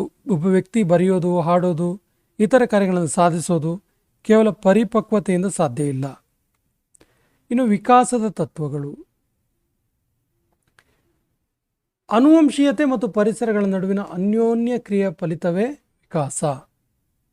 ವಿಕಾಸ ಅಂದರೆ ಅನುವಂಶೀಯತೆ ಮತ್ತು ಪರಿಸರದ ನಡುವಿನ ಅನ್ಯೋನ್ಯ ಕ್ರಿಯೆಯ ಫಲಿತ. ವಿಕಾಸ ಒಂದು ಕ್ರಮಬದ್ಧ ವಿನ್ಯಾಸಕ್ಕೆ ಅನುಗುಣವಾಗಿ ನಡೆಯುತ್ತೆ. ಇದು ಶಿರಪಾದಾಭಿಮುಖ ವಿನ್ಯಾಸ, ತಲೆಯಿಂದ ಕಾಲಿನೆಡೆಗೆ. ಕೇಂದ್ರ ಪರಿಧಿ ಅಭಿಮುಖ ವಿನ್ಯಾಸ. ವಿಕಾಸ ದೇಹದ ಕೇಂದ್ರ ಭಾಗದಿಂದ ಪ್ರಾರಂಭಿಸಿ ಪರದೆ ಕಡೆ ಸಾಗುತ್ತೆ. ಮಗು ಮೊದಲು ಭುಜ ಕೈಗಳನ್ನು ಬಳಸ್ತಾರೆ, ನಂತರ ಮಣಿಕಟ್ಟು ಬೆರಳುಗಳನ್ನು ಬಳಸ್ತಾನೆ. ವಿಕಾಸ ನಿರಂತರವಾಗಿರೋದು. ವಿಭಿನ್ನತೆ ತತ್ವ ಪುರುಷ ಸ್ತ್ರೀಯರಲ್ಲಿ ಭಿನ್ನವಾಗಿರುತ್ತೆ. ಲಿಂಗ ತಾರತಮ್ಯ ಪುರುಷ ಸ್ತ್ರೀಯರಲ್ಲಿ ವ್ಯತ್ಯಾಸ ಇರುವಂಥದ್ದು. ಅನುವಂಶೀಯತೆ ಮತ್ತು ಪರಿಸರಗಳ ಫಲ ಇರುತ್ತಿಲ್ಲಿ. ಸಾಮಾನ್ಯತೆಯಿಂದ ನಿರ್ದಿಷ್ಟತೆ ಕಡೆಗೆ ಸಾಗುತ್ತೆ. ವಿಕಾಸದ ವಿವಿಧ ಅಂಶಗಳನ್ನು ಒಂದಕ್ಕೊಂದು ಅಂತರ್ ಸಂಬಂಧ ಹೊಂದಿವೆ. ವಿಕಾಸ ಎಂಬುದು ವ್ಯಕ್ತಿಗತ ಪ್ರಕ್ರಿಯೆ. ಇನ್ನು ಸೆಫೆಲೋಕಾಡಲ್ ತತ್ವ ಏನಿದು ಕೇಳಿದ್ರೆ, ಮಗುವಿನ ಬೆಳವಣಿಗೆ ತಲೆಯಿಂದ ಪಾದದ ಕಡೆಗೆ, ಶಿರದಿಂದ ಪಾದ ಮುಖವಾಗಿ ಸಾಗುತ್ತೆ. ಇದನ್ನು ಶಿರ ಪಾದ ಮುಖ ಅಂತ ಕೂಡ ಕರೀತಾರೆ. ಸೆಫೆಲೋಕಾಡಲ್ ತತ್ವ ಅಂತ ಕೂಡ ಕರೀತಾರೆ. ಇನ್ನು ಫ್ರಾಕ್ಸಿಮೋ ಡಿಸ್ಟಲ್ ಅಂದರೆ ಏನು? ಕೇಂದ್ರ ಪರಿಧಿ ಅಭಿಮುಖ ವಿನ್ಯಾಸ ದೇಹದ ಕೇಂದ್ರ ಭಾಗದಿಂದ ಪ್ರಾರಂಭಿಸಿ ಪರದಿಯ ಕಡೆಗೆ ಸಾಗುತ್ತೆ. ಇನ್ನು ಬೆಳವಣಿಗೆಯ ಹಂತಗಳನ್ನು ನೋಡಿದ್ರೆ, ಶೈಶವಾವಸ್ಥೆ 0ರಿಂದ 2 ವರ್ಷ, ಪೂರ್ವ ಬಾಲ್ಯ 2ರಿಂದ 6 ವರ್ಷ, ಉತ್ತರ ಬಾಲ್ಯ 6ರಿಂದ 12 ವರ್ಷ. 0ಯಿಂದ 2, 0 to 2 year, 2 year to 6 year, 6 year to 12 year, 6 year to 12 year. ಇನ್ನು ತಾರುಣ್ಯಾವಸ್ಥೆ ಇದೆಯಲ್ಲ, ಇದು 12 to 18. ಇನ್ನು ವಯಸ್ಕತನ 18 and above.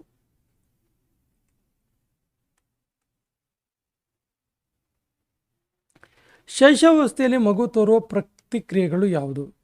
ರೂಟಿಂಗ್ ಮಾಡುತ್ತೆ, ಮೊರೋ ಮಾಡುತ್ತೆ, ಗ್ರಾಸ್ಪ್ ಮಾಡುತ್ತೆ, ಬಾಬಿನ್ಸ್ಕಿ ಮಾಡುತ್ತೆ. ಏನು ಅಂತ ಕೇಳಿದ್ರೆ, ರೂಟಿಂಗ್ ಅಂದರೆ ಗದ್ದ ಮುಟ್ಟಿದಾಗ ತಲೆ ತಿರುಗಿಸುತ್ತೆ, ಬಾಯಿ ತೆರೆಯುತ್ತೆ 3ರಿಂದ 6 ತಿಂಗಳಿಗೆ. ಮೊರು ಅಂತ ಕೇಳಿದ್ರೆ ದೊಡ್ಡ ಶಬ್ದ ಕೇಳಿದಾಗ ಆ ಕಡೆಗೆ ತನ್ನ ಕೈ ಚಾಚುತ್ತೆ. ಇದು 6ರಿಂದ 7 ತಿಂಗಳಲ್ಲಿ ನಡೆಯುವಂಥದ್ದು. ಗ್ರಾಸ್ಪಿಂಗ್ ಅಂದರೆ ಗ್ರಹಿಸೋದು. ಬೆರಳು ಅಥವಾ ಇತರ ವಸ್ತುವನ್ನು ಅಂಗೆಗೆ ಒತ್ತಿದಾಗ ತನ್ನ ಬೆರಳು ಅದರ ಸುತ್ತ ತರುತ್ತೆ 3ರಿಂದ 4 ತಿಂಗಳಲ್ಲಿ. ಇನ್ನು ಬೇಬಿನ್ಸ್ಕಿ ಅಂದರೆ ಮಗುವಿನ ಪಾದವನ್ನು ಮುಟ್ಟಿದಾಗ ಬೆಳಕು ಚಲಿಸುತ್ತೆ, ಬಾಯಿ ತೆರೆಯುತ್ತೆ, ಬೆರಳು ಚಲಿಸುತ್ತೆ ಮತ್ತು ಬಾಯಿ ತೆರೆಯುತ್ತೆ. ಇನ್ನು ಅಬ್ರಹಾಂ ಮಾಸ್ಲೋ ಅವರ ಅಗತ್ಯತೆಯ ಶ್ರೇಣಿಯನ್ನು ನೋಡ್ತಾ ಹೋದರೆ, ಮಾನವನ ಪ್ರೇರಣೆಯನ್ನು ವ್ಯವಸ್ಥಿತಗೊಳಿಸುವ ಪ್ರಯತ್ನವನ್ನು ಅಮೆರಿಕದ ಮಾನವತಾವಾದಿ ಅಬ್ರಹಾಂ ಮಾಸ್ಲೋ ಮಾಡಿದ್ದಾರೆ. ಇವ್ರ ಪ್ರಕಾರ ಈ ಶ್ರೇಣಿಗಳು ಶಾರೀರಿಕ ಅಗತ್ಯ, ಆಹಾರ, ನಿದ್ರೆ, ವಿಶ್ರಾಂತಿ, ನೀರಿನಿಂದ ಶುರುವಾಗಿ ಭದ್ರತೆ ಅಗತ್ಯಗಳು, ಸಾಮಾಜಿಕ ಸಂಬಂಧ ಅಗತ್ಯಗಳು, ಅಧಿಕಾರ ಸ್ಥಾನಮಾನದ ಅಗತ್ಯಗಳು ಮತ್ತು ಆತ್ಮಸಾಕ್ಷಾತ್ಕಾರವನ್ನು ಒಳಗೊಂಡಿದೆ ಈ ಶ್ರೇಣಿ. ಇನ್ನು ಪ್ರೇರಣೆ, ಮೋಟಿವೇಶನ್ ಅಂದರೆ ಏನು? ಲ್ಯಾಟಿನ್ ಪದದ ಮೂವರ್ಸ್ ಎನ್ನುವಂಥ ಪದದಿಂದ ಬಂದಿದೆ. ಮೂವರ್ಸ್ ಅಂದರೆ ಪ್ರಚೋದನೆಯತ್ತ ಕಾರ್ಯೋನ್ಮುಖವಾಗುವಂತೆ ಮಾಡುವುದು, ನಿರ್ದೇಶನ ಮಾಡುವುದು. ಆಂತರಿಕ ಪ್ರೇರಣೆ ವ್ಯಕ್ತಿಯ ಅಂತರಾಳದಿಂದ ಬರುವ ಪ್ರೇರಣೆಯಾಗಿದೆ. ಪ್ರೇರಣೆಯ ವಿಧಗಳು ಒಂದು ಆಂತರಿಕ ಪ್ರೇರಣೆ, ಒಂದು ಬಾಹ್ಯ ಪ್ರೇರಣೆ. ಸೊ ಆಂತರಿಕ ಪ್ರೇರಣೆ ವ್ಯಕ್ತಿಯ ಒಳಗಡೆ ಬರುವಂಥದ್ದು. ಅಲ್ಲಿ ಹಸಿವಾದಾಗ, ಬಾಯಾರಿಕೆ ಆದಾಗ, ಲೈಂಗಿಕ ಪ್ರೇರಣೆ ಆದಾಗ ವ್ಯಕ್ತಿ ಅಂತರಾಳದಿಂದ ಆಗುವಂಥ ಒಂದು ಪ್ರೇರಣೆ. ಇನ್ನು ಬಾಹ್ಯ ಪ್ರೇರಣೆ ಹೊರ ಪ್ರಪಂಚದಿಂದ ಇನ್ಸ್ಪೈರ್ ಆಗೋದು, ಹೊಗಳಿಕೆ, ತೆಗಳಿಕೆ, ಪ್ರಶಸ್ತಿ, ದಂಡನೆ. ಜೊತೆಗೆ ಸ್ಪರ್ಧೆ ಮತ್ತು ಸಹಕಾರ, ಸಾಧನಾ ಪ್ರೇರಣಾ, ಅಧಿಕಾರ, ಸ್ಥಾನಮಾನ, ಕುತೂಹಲ, ಅನ್ವೇಷಣೆ. ಪಿಯಾಜೆ ಅವರ ನೈತಿಕ ವಿಕಾಸದ ಹಂತಗಳ ಬಗ್ಗೆ ನೋಡೋಣ. ನೈತಿಕ ಸದಾಚಾರದ ಹಂತ ಅಂತ ಕರೀತಾರೆ. ಯಾವ ವಯಸ್ಸನ್ನು? 5ರಿಂದ 10 ವರ್ಷದ ವಯಸ್ಸು. ಈ ವಯಸ್ಸಿನಲ್ಲಿ ಎಲ್ಲ ನಿಯಮಗಳು ದೇವರು, ಪೋಷಕರಿಂದ ಬಂದವು ಅಂದ್ಕೊಳ್ತವೆ ಮಗು. ನಿಯಮಗಳು ಶಾಶ್ವತವಾಗಿ ಬದಲಿಸಲಾರವು. ತಪ್ಪು ಮಾಡಿದರೆ ಶಿಕ್ಷೆಗೆ ಒಳಗಾಗ್ತಾನೆ. ಜ್ಞಾನಾತ್ಮಕ ಅಪರಿಪಕ್ವತೆ, ನೈತಿಕ ತಿಳುವಳಿಕೆಯ ಕೊರತೆ ಕಂಡುಬರುತ್ತೆ ಈ ಏಜಲ್ಲಿ, 5 to 10 ಇಯರಲ್ಲಿ. ಸೊ ಇದನ್ನು ನೈತಿಕ ಸದಾಚಾರದ ಹಂತ ಅಂತ ಪಿಯಾಜೆ ಕರೆದರು. ಇನ್ನು ಸ್ವಯಂ ಆಧಿಪತ್ಯದ ನೈತಿಕ ಹಂತ 10ರ ನಂತರ. ಹಿರಿಯ ನಿಯಂತ್ರಣದಿಂದ ಬಿಡುಗಡೆ ಹೊಂದಕ್ಕೆ ಇಷ್ಟಪಡ್ತಾರೆ, ಸಮವಯಸ್ಕರ ಜೊತೆಗೆ ಒಡನಾಟ ಮಾಡ್ತಾರೆ, ಮಕ್ಕಳು ಸ್ವಯಮಾಧಿಪತ್ಯಕ್ಕೆ ಹಂತಕ್ಕೆ ಸಾಕ್ತಾರೆ, ನಿಯಮ ಬದಲಿಸಬಲ್ಲವು, ಪರಿಷ್ಕರಿಸಬಲ್ಲವು ಎಂಬ ನಂಬಿಕೆ ಇರುತ್ತೆ, ಸರ್ಕಾರದಿಂದ ನಿಯಮ ಮುರಿಬಹುದು ಅನ್ನುವಂಥ ಒಂದು ಯೋಚನೆ ಇರುತ್ತೆ. ಸೊ ವ್ಯಕ್ತಿಯ ಜೀವಿತಾವಧಿಯಲ್ಲಿ ಆಗುವ ಸುವ್ಯವಸ್ಥಿತ ಸಂಕೀರ್ಣವಾದ ಬದಲಾವಣೆ ಕ್ರಿಯೆಯನ್ನು ಏನಂತಾರೆ ಕರೀತಾರೆ ಕೇಳಿದ್ರೆ, ಬೆಳವಣಿಗೆ ಮತ್ತು ವಿಕಾಸ ಅಂತ ಕರೀತಾರೆ. ಸೊ ಬೆಳವಣಿಗೆ ಮತ್ತು ವಿಕಾಸಕ್ಕೆ ಸಂಬಂಧಪಟ್ಟಂತಹ ಪ್ರಮುಖ ಅಂಶಗಳನ್ನು ನೋಡ್ತಾ ಹೋಗೋಣ. ಇನ್ನು ದೇಹದ ಎತ್ತರ, ಅವಯವಗಳು ಹಾಗೂ ದೈಹಿಕ ಅಂಗಗಳ ಉದ್ದ ಮತ್ತು ಗಾತ್ರದಲ್ಲಿನ ಬದಲಾವಣೆಗೆ ಬೆಳವಣಿಗೆ ಅಂತ ಕರೀತಾರೆ. ಮಾನವನಲ್ಲಾಗುವ ಗುಣಾತ್ಮಕ ಬದಲಾವಣೆಯ ಅಥವಾ ಪ್ರಗತಿಗೆ ವಿಕಾಸ ಅಂತ ಕರೀತಾರೆ. ನೋಡಿ, ಬೆಳವಣಿಗೆ ಅನ್ನೋದು ಫಿಸಿಕಲ್ ಆದರೆ ವಿಕಾಸ ಅನ್ನೋದು ಮೆಂಟಲ್.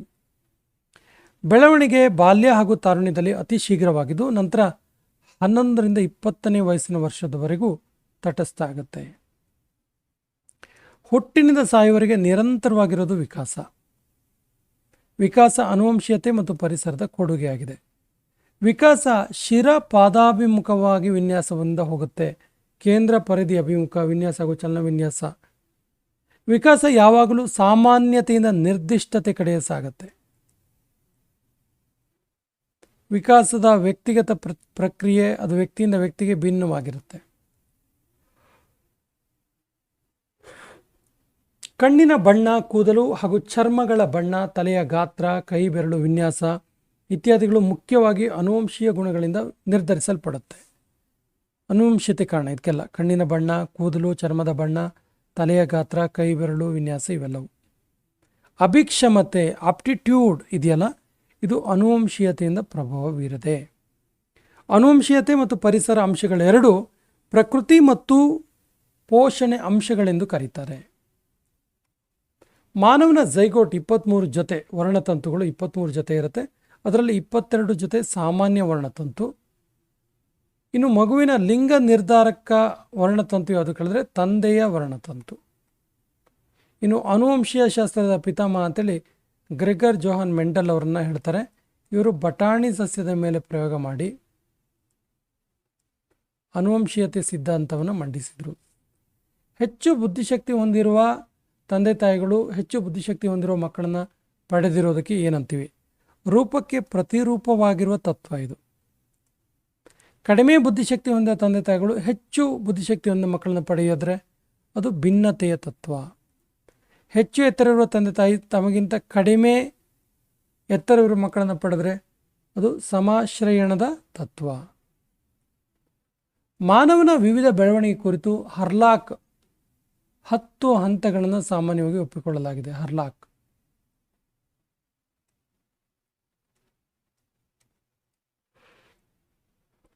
ಗರ್ಭಧಾರಣೆಯಿಂದ ಜನನದ ತನಕ ಹಂತವನ್ನು ಏನಂತ ಕರಿತೀವಿ?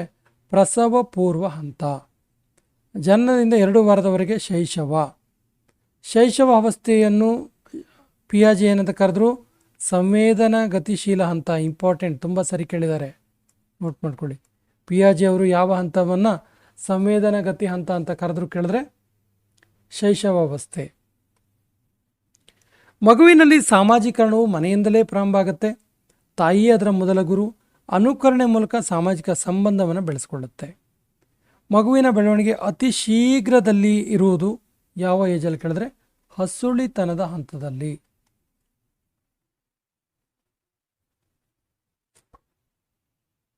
ಬಾಲ್ಯಾವಸ್ಥೆಯನ್ನು ಪೂರ್ವ ಬಾಲ್ಯಾವಸ್ಥೆ ಮತ್ತು ಉತ್ತರ ಬಾಲ್ಯಾವಸ್ಥೆ ಅಂತ ಕೂಡ 2 ರೀತಿಯಾಗಿ ವಿಂಗಡಿಸಬಹುದು.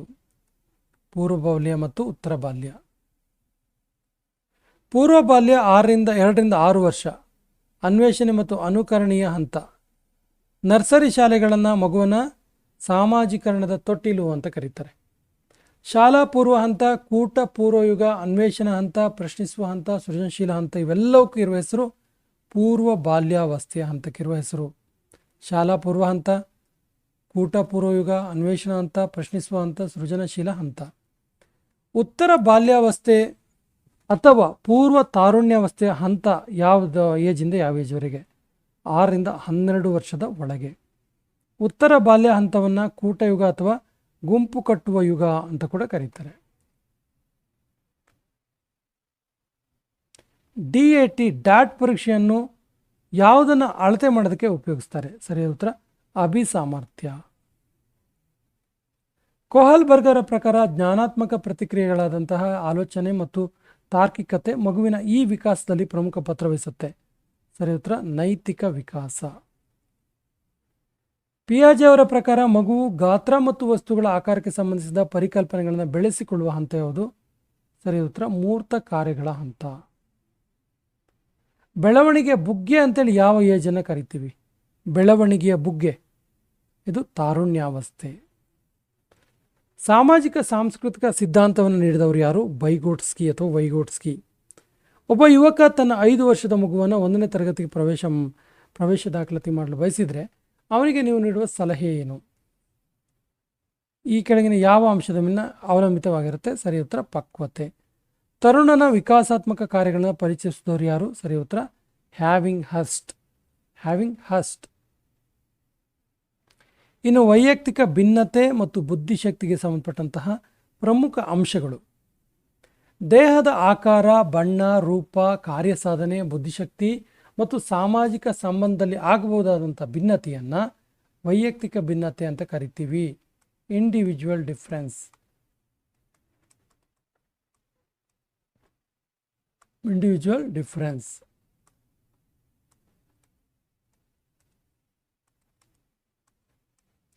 ಒಬ್ಬ ವ್ಯಕ್ತಿ ಇನ್ನೊಬ್ಬ ವ್ಯಕ್ತಿಯಲ್ಲಿ ಬೇರ್ಪಡಿಸುವಂಥ ಗುಣಗಳು ಯಾವುದು ಕೇಳಿದ್ರೆ ಅಗೇನ್ ವೈಯಕ್ತಿಕ ಭಿನ್ನತೆಗಳು. ಕಾಮ ವಾಂಛೆಗಳು ಒಳಮುಖವಾಗಿ ಹರಿದಿದ್ದು ಬಾಹ್ಯ ಪ್ರಪಂಚದೊಂದಿಗೆ ಹೆಚ್ಚು ವರ್ತನೆಗಳನ್ನು ಪ್ರಕಟಿಸದ ವ್ಯಕ್ತಿ ಯಾರು? ಆತ ಅಂತರ್ಮುಖಿ. ಆಶಾವಾದಿಯಾಗಿದ್ದು ವಾಚಾಳಿಯಾಗಿರುವ ವ್ಯಕ್ತಿ ಯಾರು? ಆತ ಬಹಿರ್ಮುಖಿ. ಫಿಲ್ಟ್ರೇ ಇರಲ್ಲ ಅವನಿಗೊಂಥರ. ಅಂತರ್ಮುಖಿ ಮತ್ತು ಬಹಿರ್ಮುಖಿ ಪರಿಕಲ್ಪನೆಯನ್ನು ಮೊದಲು ಕೊಟ್ಟಿದ್ದು ಯಾರು? ಸರಿ ಉತ್ತರ ಕಾರ್ಲ್ ಯುಂಗ್. ಉಭಯಮುಖಿಯ ಪ್ರತಿಪಾದಕರು ಯಾರು? ಐಸೆಂಕ್.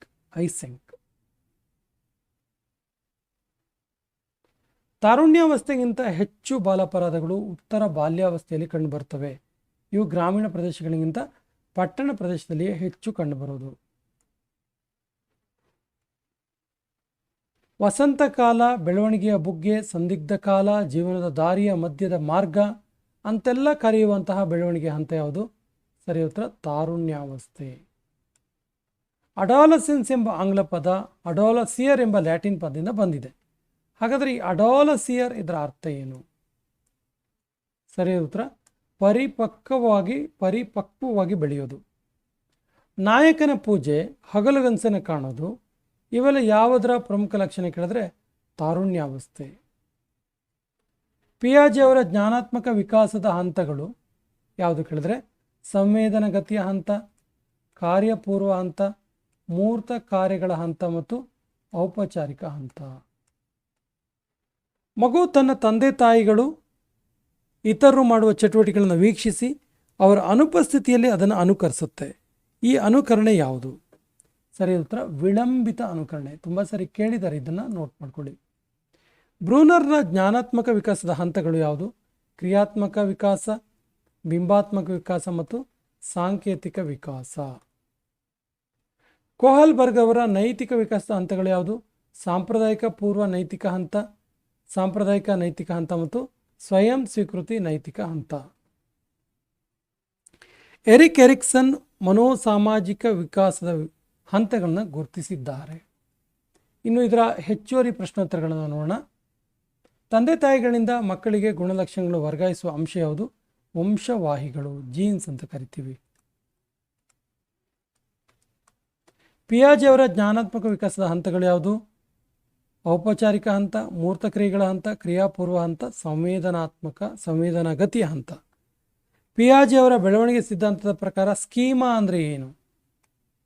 ಇಂಪಾರ್ಟೆಂಟ್ ಇದೆ, ನೋಟ್ ಮಾಡ್ಕೊಳ್ಳಿ. ಸ್ಕೀಮಾ ಅಂದರೆ ಹೊಸ ಪರಿಕಲ್ಪನೆಯ ಅನುಭವಗಳನ್ನು ಯುಕ್ತ ಭಾಗದಲ್ಲಿ ಸೇರಿಸಿಕೊಳ್ಳುವುದು. ಇದಕ್ಕೆ ಸ್ಕೀಮಾ ಅಂತ ಕರಿತೀವಿ.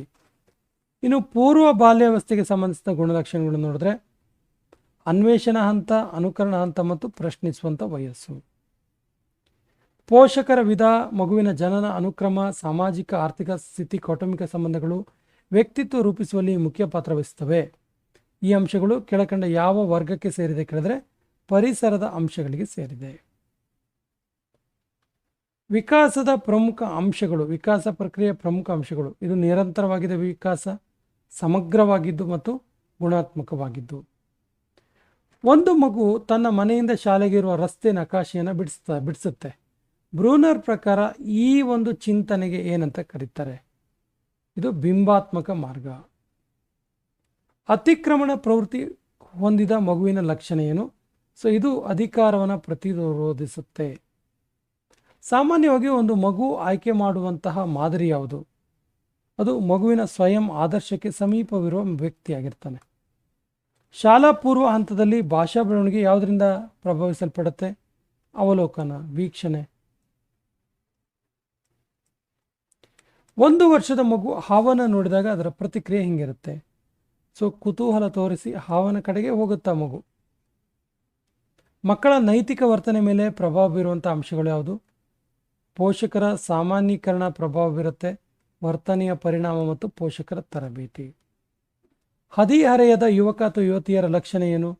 ನಾಯಕರ ಆರಾಧನೆ ಮಾಡ್ತಾರೆ, ಸಾಹಸದಲ್ಲಿ ಆಸಕ್ತಿ ಇರುತ್ತೆ, ಪ್ರತಿ ಲೈಂಗಿಕ ಆಕರ್ಷಣೆ ಕೂಡ ಇರುತ್ತೆ. ಅನುಗಮನ ನಿಗಮನ ತಾರ್ಕಿಕ ಸಾಮರ್ಥ್ಯ ಯಾವ ಹಂತದ ಅವಧಿಯಲ್ಲಿ ಪೂರ್ಣವಾಗಿ ವಿಕಾಸ ಆಗುತ್ತೆ? ಔಪಚಾರಿಕ ಹಂತದ ಅವಧಿಯಲ್ಲಿ. ಬೆಳವಣಿಗೆ ಮತ್ತು ವಿಕಾಸ ಇವುಗಳ ನಡುವಿನ ಸಂಬಂಧ ಬಗ್ಗೆ ಯಾವ ಹೇಳಿಕೆ ಸರಿಯಾಗಿದೆ? ಸೊ ವಿಕಾಸ ಬೆಳವಣಿಗೆಯನ್ನು ಒಳಗೊಳ್ಳುತ್ತೆ. ವಿಕಾಸ ನಿರಂತರ.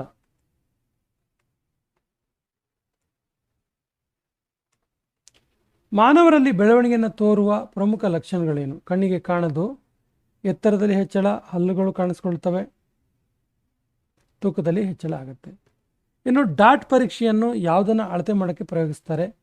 ಅಭಿಸಾಮರ್ಥ್ಯ, ಆವಾಗಲೇ ಹೇಳಿದ್ವಿ. ಕೋಹಲ್ಬರ್ಗರ್ ಪ್ರಕಾರ ಜ್ಞಾನಾತ್ಮಕ ಪ್ರತಿಕ್ರಿಯೆಗಳಾದ ಆಲೋಚನೆ ಮತ್ತು ತಾರ್ಕಿಕತೆ ಮಗುವಿನ ಈ ವಿಕಾಸದಲ್ಲಿ ಪ್ರಮುಖ ಪಾತ್ರ ವಹಿಸುತ್ತೆ. ಸರಿ ಉತ್ತರ ನೈತಿಕ ವಿಕಾಸ. ಪಿಯಾಜೆ ಅವರ ಪ್ರಕಾರ ಮಗು ಗಾತ್ರ ಮತ್ತು ವಸ್ತುಗಳ ಆಕಾರಕ್ಕೆ ಸಂಬಂಧಿಸಿದ ಪರಿಕಲ್ಪನೆಯನ್ನು ಬೆಳೆಸಿಕೊಳ್ಳುವ ಹಂತ ಯಾವುದು? ಸರಿ ಉತ್ತರ ಮೂರ್ತ ಕಾರ್ಯಗಳ ಹಂತ. ಬೆಳವಣಿಗೆಯ ಬುಗ್ಗೆ ಅಂತೇಳಿ ಯಾವ ಏಜನ್ನು ಕರಿತೀವಿ?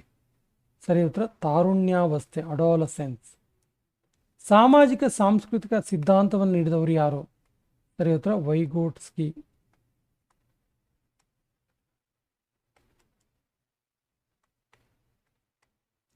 ಒಬ್ಬ ಪೋಷಕ ತನ್ನ 5 ವರ್ಷದ ಮಗುವನ್ನು 1ನೇ ತರಗತಿಗೆ ಪ್ರವೇಶ ದಾಖಲಾತಿ ಮಾಡಲು ಬಯಸಿದರೆ ಅವನಿಗೆ ನೀವು ನೀಡುವ ಸಲಹೆ ಈ ಕೆಳಗಿನ ಯಾವ ಅಂಶದ ಮೇಲೆ ಅವಲಂಬಿತವಾಗಿದೆ?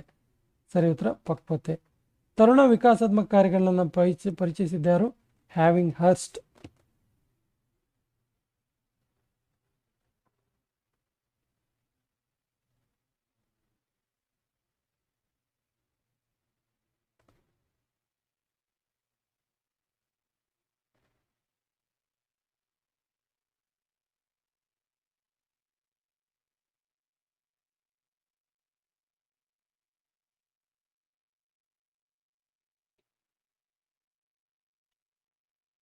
ಇನ್ನು ಅಧ್ಯಾಯ 4 ವೈಯಕ್ತಿಕ ಭಿನ್ನತೆಗಳು ಮತ್ತು ಬುದ್ಧಿಶಕ್ತಿಯ ಪ್ರಮುಖ ಅಂಶಗಳನ್ನು ನೋಡ್ತಾ ಹೋಗೋಣ. ದೇಹದ ಆಕಾರ, ಬಣ್ಣ, ರೂಪ, ಕಾರ್ಯಸಾಧನೆ, ಬುದ್ಧಿಶಕ್ತಿ ಮತ್ತು ಸಾಮಾಜಿಕ ಸಂಬಂಧದಲ್ಲಿ ಆಗಬಹುದಾದ ಭಿನ್ನತೆ ಯಾವುದು ಕೇಳಿದ್ರೆ ವೈಯಕ್ತಿಕ ಭಿನ್ನತೆ. ಒಬ್ಬ ವ್ಯಕ್ತಿ ಇನ್ನೊಬ್ಬ ವ್ಯಕ್ತಿಯಲ್ಲಿ ಬೇರ್ಪಡಿಸುವಂಥ ಗುಣಗಳು ವೈಯಕ್ತಿಕ ಭಿನ್ನತೆಗಳು. ಕಾಮವಾಂಛೆಗಳು ಒಳಮುಖವಾಗಿದ್ದರೆ ಅದು ಅಂತರ್ಮುಖಿ. ಆಶಾವಾದಿಯಾಗಿದ್ದು ವಾಚಾಳಿಯಾಗಿದ್ದರೆ ಬಹಿರ್ಮುಖಿ. ಇವನ್ನೆಲ್ಲ ನೋಡಿದ್ವಿ. ಅಂತರ್ಮುಖಿ ಮತ್ತು ಬಹಿರ್ಮುಖಿ ಪರಿಕಲ್ಪನೆ ಕೊಟ್ಟಿದ್ದು ಕಾರ್ಲ್ ಯುಂಗ್. ಉಭಯಮುಖಿಯ ಪ್ರತಿಪಾದಕರು ಐಸೆಂಕ್. ವೈಯಕ್ತಿಕ ಭಿನ್ನತೆಗೆ ಪ್ರಮುಖವಾದ ಕಾರಣ ಏನು ಕೇಳಿದ್ರೆ ಅನುವಂಶೀಯತೆ ಮತ್ತು ಪರಿಸರ. ವ್ಯಕ್ತಿಯ ಅಮೂರ್ತ ಆಲೋಚನಾ ಶಕ್ತಿಯೇ ಬುದ್ಧಿಶಕ್ತಿ ಅಂತ ಹೇಳಿದ್ಯಾರು? ಟರ್ಮನ್. ವ್ಯಕ್ತಿ ಎಷ್ಟರ ಮಟ್ಟಿಗೆ ಅಮೂರ್ತವಾಗಿ ಚಿಂತನೆ ಮಾಡುವನೋ ಅಷ್ಟು ಬುದ್ಧಿವಂತ ಆಗ್ತಾನೆ ಅಂತ ಹೇಳಿದವರು ಯಾರು? ಫ್ರೀಮನ್. ಬುದ್ಧಿಶಕ್ತಿಯ ಸಿದ್ಧಾಂತಗಳು ಯಾವುದು? ಏಕಕಾರಕ, ದ್ವಿಕಾರಕ ಮತ್ತು ಬಹುಕಾರಕ ಸಿದ್ಧಾಂತಗಳು. ದ್ವಿಕಾರಕ ಸಿದ್ಧಾಂತವನ್ನು ಪ್ರತಿಪಾದಿಸಿದವರು ಯಾರು? Charles Spearman. ಬಹುಕಾರಕ ಸಿದ್ಧಾಂತವನ್ನು ಪ್ರತಿಪಾದಿಸಿದವರು ಯಾರು? ಥಾರ್ನ್ಡೈಕ್. ಇವರು ಅಮೇರಿಕನ್ ಸೈಕಾಲಜಿಸ್ಟ್. ಒಂದು ವಿಶಿಷ್ಟ ಸಾಮರ್ಥ್ಯ ಇನ್ನೊಂದು ಸಾಮಾನ್ಯ ಅಂಶ ಹೊಂದಿರುವ ಬುದ್ಧಿಶಕ್ತಿ ದ್ವಿಕಾರಕವಾಗಿದೆ. ನಿರ್ದಿಷ್ಟ ಉದ್ದೀಪನಗಳಿಗೆ ನಿರ್ದಿಷ್ಟ ಅನುಕ್ರಿಯೆಗಳು ಕಂಡುಬರುವುದಲ್ಲಿ ಬಹುಕಾರಕ ಸಿದ್ಧಾಂತದಲ್ಲಿ. ಬುದ್ಧಿಶಕ್ತಿಯ ಸಮೂಹಕಾರಕ ಸಿದ್ಧಾಂತವನ್ನು ಪ್ರಚುರಪಡಿಸಿದ್ಯಾರು? L L Thurstone. ತತ್ಕ್ಷಣ ಸ್ಮರಿಸಿಕೊಳ್ಳುವ ಸಾಮರ್ಥ್ಯ ಯಾವುದು? ಸ್ಮೃತಿ. ರಚನಾತ್ಮಕ ಮಾದರಿ ಸಿದ್ಧಾಂತ ಅಭಿವೃದ್ಧಿಪಡಿಸಿದವರು ಯಾರು? ಜೆ.ಪಿ. ಗಿಲ್ಫೋರ್ಡ್. ರಚನಾತ್ಮಕ ಮಾದರಿ ಸಿದ್ಧಾಂತದ 3 ಆಯಾಮಗಳು ಯಾವುದು? ಕ್ರಿಯೆ, ವಸ್ತು ಮತ್ತು ಉತ್ಪನ್ನಗಳು. 1904ರಲ್ಲಿ ಜಗತ್ತಿನಲ್ಲಿ ಮೊಟ್ಟ ಮೊದಲ ಬುದ್ಧಿಶಕ್ತಿ ಪರಿಕಲ್ಪನೆ ತಯಾರಿಸಿದ್ಯಾರು? ಆಲ್ಫ್ರೆಡ್ ಬೀನೆ, ಫ್ರಾನ್ಸ್ ಅವರು. ಮಾನಸಿಕ ವಯಸ್ಸಿನ ಪರಿಕಲ್ಪನೆ ನೀಡಿದ್ಯಾರು? Again Alfred ಬೀನೆ. ಬುದ್ಧಿಶಕ್ತಿ ಸೂಚ್ಯಂಕದ ಪರಿಕಲ್ಪನೆಯನ್ನು ಮೊಟ್ಟ ಮೊದಲಿಗೆ ಕೊಟ್ಟಿದ್ಯಾರು? William stern. ಬುದ್ಧಿಶಕ್ತಿ ಸೂಚ್ಯಂಕ. ಸರಳ ವಸ್ತುಗಳೊಡನೆ ಸಂಬಂಧವನ್ನು ಕಲ್ಪಿಸುವುದು ಯಾವುದು? ಮೂರ್ತ ಬುದ್ಧಿಶಕ್ತಿ. ಬುದ್ಧಿಶಕ್ತಿಯ ಸೂತ್ರ ಏನು? IQ = MA/CA × 100. IQ = MA/CA × 100.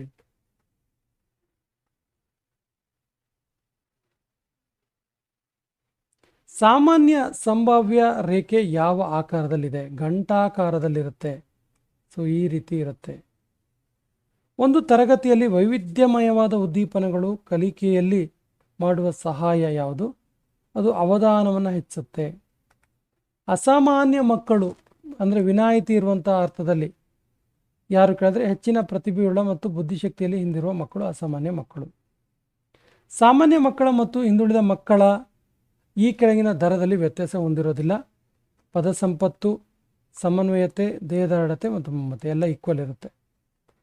ಒಂದು ತರಗತಿಯ ಸಂಖ್ಯೆಯನ್ನು ಸುಮಾರು 30ಕ್ಕೆ ಸೀಮಿತಗೊಳಿಸೋದ್ರಿಂದ ಯಾರ ಅವಶ್ಯಕತೆ ಪೂರೈಸ್ಬೋದು? ಯಾವ ಅವಶ್ಯಕತೆ ಕೇಳಿದ್ರೆ ವೈಯಕ್ತಿಕವಾಗಿ ಭಿನ್ನತೆ ಹೊಂದಿರುವ ಮಕ್ಕಳ ಅವಶ್ಯಕತೆಯನ್ನು ಪೂರೈಸ್ಬೋದು 30 ಇದ್ದರೆ. ಅನಕ್ಷರತೆಗೆ ಸೂಕ್ತವಾದ ಬುದ್ಧಿಶಕ್ತಿ ಪರೀಕ್ಷೆಗಳು ಯಾವುದು? ಭಾಟಿಯಾರ್ ಅವರ ಕಾರ್ಯನಿರ್ವಹಣಾ ಸಾಮರ್ಥ್ಯ ಪರೀಕ್ಷೆ, ಕ್ಯಾಟಲ್ ಕಲ್ಚರ್ ಅವರ ಫೇರ್ ಪರೀಕ್ಷೆ, RPM ಗ್ರೇವನ್ ಅವರ ಪ್ರೋಗ್ರೆಸಿವ್ ಮ್ಯಾಟ್ರಿಕ್ಸ್ ಪರೀಕ್ಷೆ. ಯಾವ ಮನೋವಿಜ್ಞಾನಿಯ ಹೆಸರು ಪ್ರಥಮ ಬುದ್ಧಿಶಕ್ತಿ ಪರೀಕ್ಷಣಾತ್ಮಕಕ್ಕೆ ಸಂಬಂಧಿಸಿದೆ? ಸರಿ ಉತ್ತರ ಆಲ್ಫ್ರೆಡ್ ಬೀನೆ.